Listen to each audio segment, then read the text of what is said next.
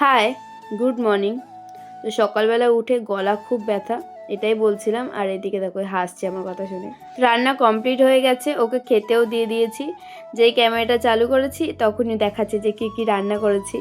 তো যাই হোক, তারপরে আমি এখানে আদা চা করে নিয়েছিলাম, আদা চা খাচ্ছিলাম কারণ গলাটা ভীষণ ব্যথা ছিল। তাই আমি সবে মুখটা ধুয়ে এসেছি আর মুখে জল ছিল, ও দেখো জলটা নিয়ে আমার গায়ে মুছে দিচ্ছে।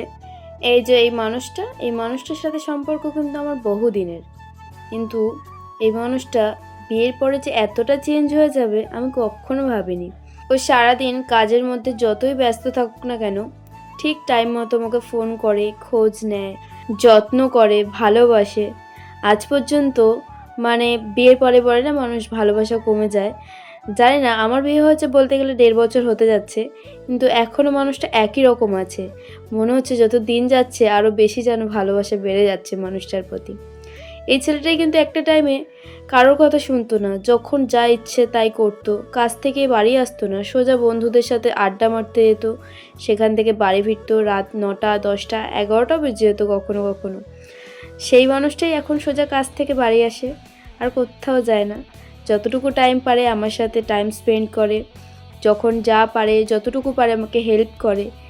তো বিয়ের পরে আমরা শুধু জানি একটা মেয়ের লাইফই চেঞ্জ হয়ে যায়, কিন্তু একটা ছেলেও যে কতটা চেঞ্জ হয় আমার হাজব্যান্ডকে না দেখলে আমি বুঝতেই পারতাম না।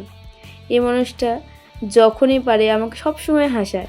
আগে যদি আমি ওকে জিজ্ঞাসা করতাম ওর বাড়ির ব্যাপারে কোনো খবর, মানে ওর মা বাবা কেমন আছে বা ওর বাড়িতে কী হয়েছে না হয়েছে, ও কখনো কোনো কথার উত্তর দিতে পারতো না। ও বলতো আমি জানি না বা কিছু, মানে বাড়ির কোনো ব্যাপারেই থাকতো না। এখন সেই ছেলেটা সব খোঁজ রাখে, সব খবর নেয়। ওর সাথে কোনো কথা বলতে গেলে আমাকে দুবার ভাবতে হয় না যে ও খারাপ ভাববে না তো বা কোনো কিছু মনে করবে না তো। ওর সাথে আমি মন খুলে সব কথা বলতে পারি।